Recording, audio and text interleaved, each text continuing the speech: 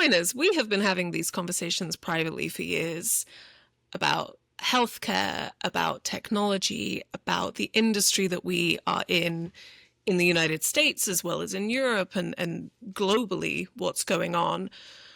We really just realized we should maybe hit record. Maybe other people want to hear this too.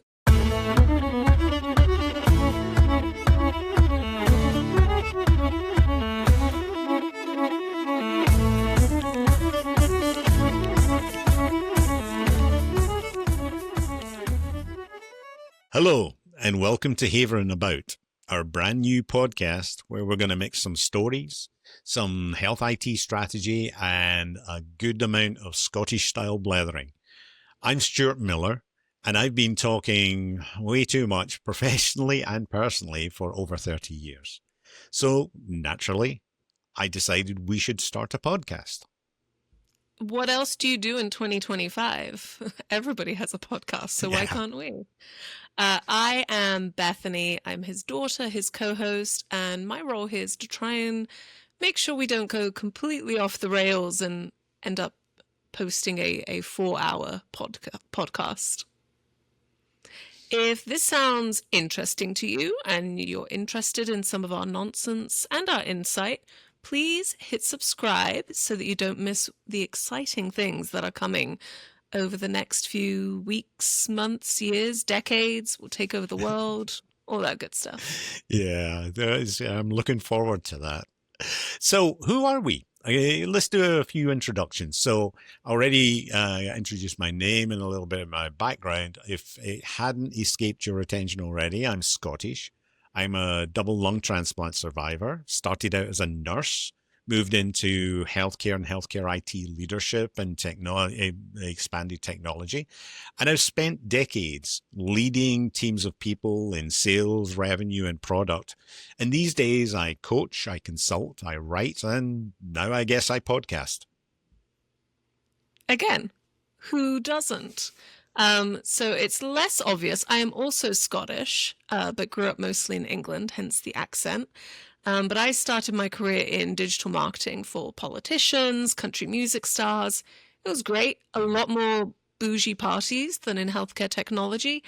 But I realized, after a couple of years, I really wanted to do something with a little bit more meaning in my life. And so transitioned to healthcare technology, working in implementation, customer success, account management, sales, all that fun customer-facing stuff. I've worked at Nuance, which is now Microsoft, Allscripts, which is now Altera and Harris, Tract Manager, which is now Simpler, Lineate, which is now Rhapsody. Basically, if you hire me, your company's going to get acquired.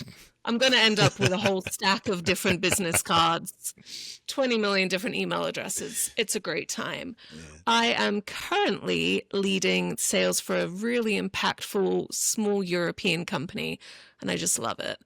I have got a 4, almost 5-year-old who wants to, on the last time I checked, be a ballerina robot maker. Yep. So that's my life, ballerinas and robots. I have a Frenchie that just wants to sleep the whole time and snore in the middle of all my Zoom and Teams calls. And I'm probably the slightly more sarcastic of the two of us. Yes. Yeah, I think with you, it's a little bit more upfront. With me, it's kind of sort of like hidden unless you poke the bear, in which case, yeah, it can rear its head there too. But what does Haverin About mean? Where did that title come from? Well, Haverin is an old Scots word, which basically means rambling or talking too much, talking nonsense generally. It also, therefore, is a nod to my heritage, our heritage, and frankly, to our personalities. Yes, but it is very much structured nonsense. God knows I love a spreadsheet. I love a bulleted list. If you color code something for me, ooh, I love it. So we have built this podcast, again, around the 4 themes that Dad has created in his Substack, Haverin. So Dad, do you want to maybe talk a little bit about the format you've created?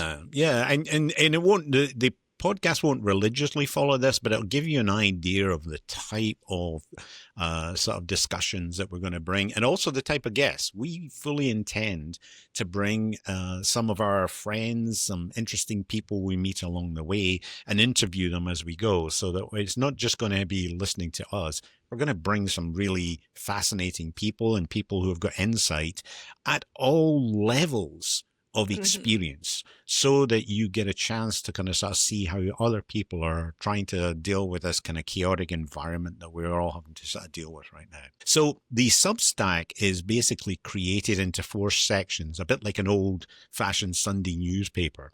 So the first section is really inspired by Bethany and the conversations that we've had over the last 10 years of her career, which is navigating work and leadership and life inside a commercial environment, and looking at it from different ends of the career ladder, being able to look at passing wisdom down, but also getting insights the other way. I've learned as much from Bethany as she might have done from me about, what's happening out there in the world as you try to engage. So the next generation is that.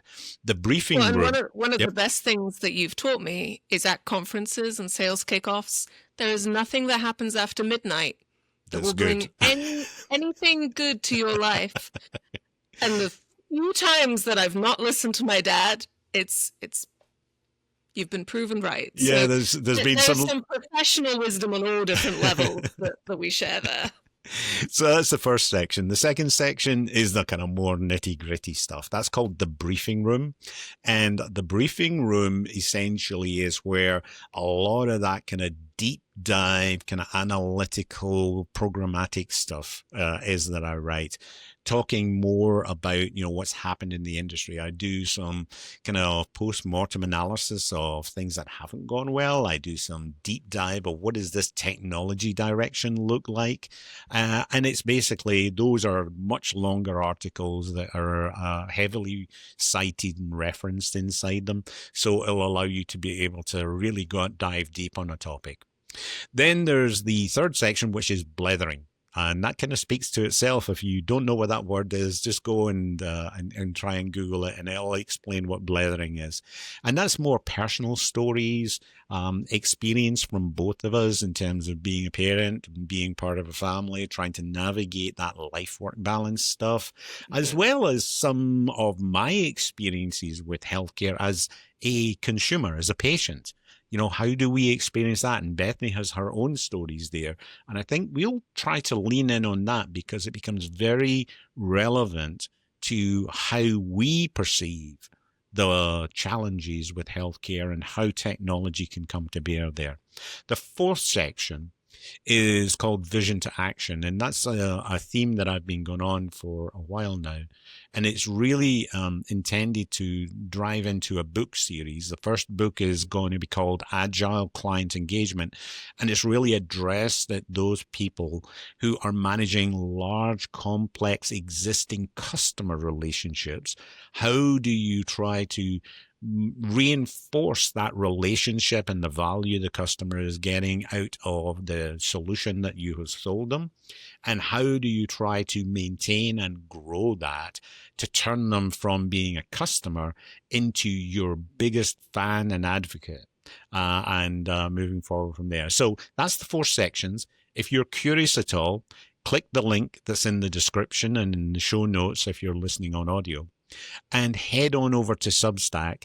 And if you don't have time to do that, just go to Substack and search for Haverin About. You will find me because it's relatively unique and distinctive. I think I even have enough published now that I'm popping up on Google and Bing and other search engines too. Yahoo. I don't know if Yahoo is even still a thing. Oh Ask my Jeeves. goodness. Ask Jeeves. Go, old school search engines. DuckDuckGo. Is that? Oh yeah, that's a good one. Yep. Perplexity. What's Perplexity's now got their new thing out? So anyway, yes. Who knows?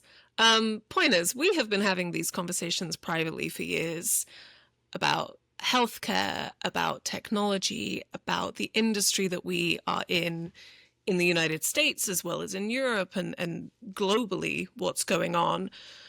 We really just realized we should maybe hit record. Maybe other people want to hear this too. I think mum and my brother and my husband are all sick of the two of us talking. The 4-year-old is probably sick about hearing about Epic and Cerner and what does the Oracle acquisition of Cerner really mean in this industry. The 4-year-old is probably like, okay, we've heard it, I know. So we are here. We will ramble, we will share with you. We'll try and keep it somewhat structured though. Yeah, and that's the thing is we're looking to share, and share means from you too. So if you want to click in the comments and leave any comments or questions, suggestions, we're more than happy to consider those and to be able to respond and interact with you. So please do that. And there'll be some other sort of like ways that you can interact with us that I'll cover towards the end. But the key thing is we're not here to be influencers. Although, yeah, I don't know. If people want to send us a free Rolex watch, I'm up for it, Bethany. How about you? What do I want? My child currently eats her weight in cheese strings. Cheese strings. Once a week. So if Sargento or Frigo or so, I don't even know the ones. Oh, there's the Disney ones. The Disney cheese strings. Those are the biggest hits. So if they want to sponsor us, I'm all in. Yeah. All in. So reach out to us in the comments and send us a note. We'd love to hear from you. Absolutely. Yeah, you can, I guess, buy Dad a drink or a coffee or something on his Substack. So go buy that man a coffee, or buy him a coffee that he can then send to me. Absolutely. You can leave a note, and it uses an application. It uses an application called Ko-fi, K-O-F-I. If you've never used it, it's very popular amongst all of the creatives. And it is designed to be a kind of donation tool. So, if there's anything, it's a tip jar if you want. So you'll find that link in our description, but also, as Bethany says, on Substack, you can do there. And on Substack, if you enjoy what you find there, please subscribe there too, because I would really love for you to be able to continue to receive updates about the writings that I produce regularly. And if you feel extra generous and feel like you're really getting great value, becoming a paid subscriber would really help us, because all this technology does cost some money for us to be able to share. And we would appreciate your support. Sell the value of the technology, Dad. Oh, absolutely. All the value. All the value. Anyway. Yeah, you can also find us on Instagram. We'll post little snippets of the podcast there. You can subscribe on your favorite podcast solution network, whatever, basically Spotify or Apple Podcasts, really. And then we're both on LinkedIn. Feel free to connect with us if you're not already. We are always happy to help answer any questions or be of help to anyone in the industry if we can be. Yeah. So many options. Yeah, LinkedIn's where I live too. I publish some stuff there. I also write occasionally on Medium. You might stumble across an article of mine in there. But effectively, you just reach out and touch. Yeah. So a little heads up, a little tease about what's going to be coming. As Dad said, we're going to be touching on a number of different subjects.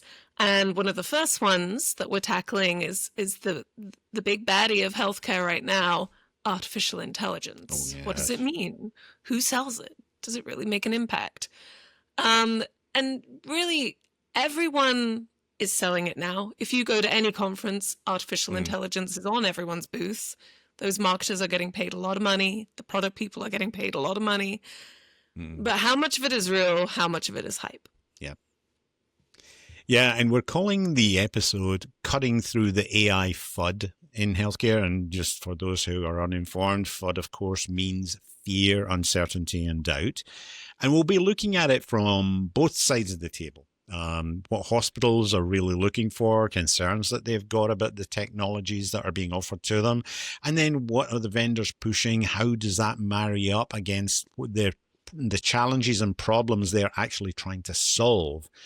And then how can sales teams successfully position AI solutions to be successful? Because ultimately, it's a very simple proposition in sales.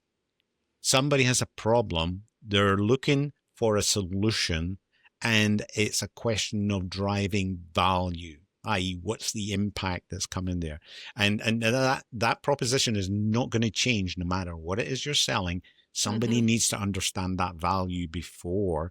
And along the way, they will have all kinds of concerns, those FUD factors, whereby you're going to have to handle objections. How can you do that effectively with your solution? Exactly. And we're going to look at what it means today as well as in the next 5-10 years. You know, technology moves so quickly. How do we best prepare ourselves, our clients, our companies to really make sure that they're prepared? So exciting. Such a good tease. Please make sure that you're subscribed so that you don't miss it when we release that episode soon. Well, we hope you will join us. We really do. And until then, keep havering.